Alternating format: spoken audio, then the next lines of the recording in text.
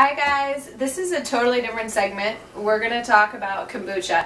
If you don't know what kombucha is, it's a health tea from like 10,000 years ago. If you look on Wikipedia, one of my girlfriends actually told me that it can cause death, so you need to be very careful when you're making it, and of course Wikipedia can always over-exaggerate.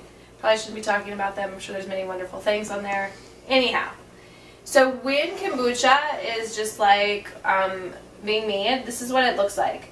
As you can see here, I've already put my SCOBY, which is the bacteria, in this dish because we're going to brew a fresh batch.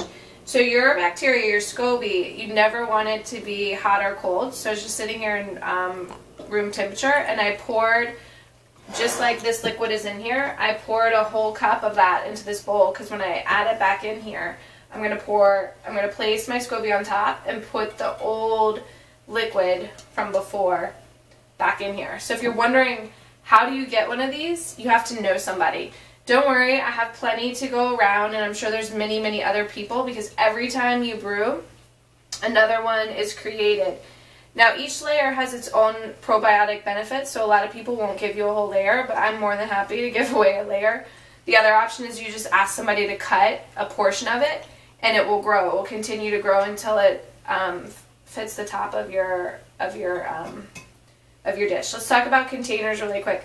This is a 1 gallon, and this is also a 1 gallon. I used to brew 3 at once, and I had a 2 gallon, but I was producing too much, and I also started sprouting. That'll be another video if this one goes well. But anyways, so let's get started. So like I said, you have your SCOBY waiting. This is empty and clean. I'm going to take some tea. I like to use loose tea. So this is a mixture of black, and you can see in here that there's some different flavors. There's some dried pineapple. So then I take that, and then I just take a basic black. Right here is my English breakfast. I do a loose tea just because I feel better environmentally about the impacts, but you can also use tea bags. If you're wondering how much, I'm not much of a measurer. I never have been. But I would say fill up your little tea thing. By the way, I'm getting over a small cold, so if you hear the sniffles, and that's the benefit of doing kombucha. It's like brewing your own probiotic and drinking it. Okay, so I have my tea all set. Now for my my 1 gallon, I'm only going to add in 1 cup of sugar for this. The bigger your container, the more sugar you would add. So the sugar is actually what helps with the fermentation process, or you know, what the bacteria eats, and then creates your lovely drink for you. So that didn't fill all the way up to 1 cup, so I'm not adding more than 1 cup. I'm just, again, not a detailed measurer. Okay. So we have the power film. Before I started this video, I boiled water. I pour it in. Okay. So the SCOBY needs room to breathe. So when it gets to here, right, so you take your hand and you measure the roof, and then you basically do the same thing on the side. That's how much liquid I need to do. Once it's filled up with a bunch of hot water, I don't add the SCOBY right away. I let this sit because, like I told you, it has to be, your bacteria has to be at room temperature. So I'll go to bed and I'll cover my SCOBY and I'll cover my tea, and then in the morning, you know, I'll just give it a little shake, make sure all the sugar is dissolved, and then I add my SCOBY back in with the liquid from the previous batch. So that, my friends, is a continuous brew of kombucha directions.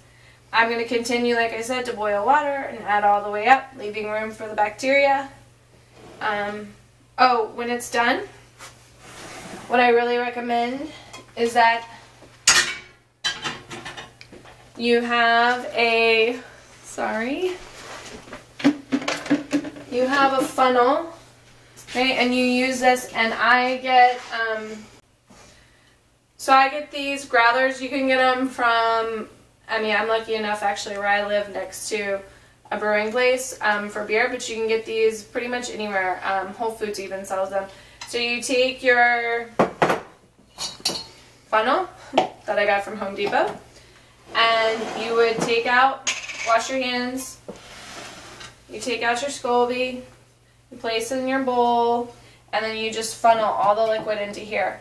If you're wondering on how long you let this brew sit, this is a personal decision. So as you're brewing, you can take a clean cup, right, and you would gently just place it in here, grab a little bit of liquid, and you could taste and see if this is up to your liking. Here's my Santa cup, let's see. This is actually probably done. It's a little bit still too sweet. I like mine with a little bit more of like a twang, so I'll let it sit for probably another day or two, and then I'll start the same process that I'm doing here with this one. Alright guys, of course if you have any questions, please feel free to comment on this video and I'll do my best to get back to you. Alright, bye!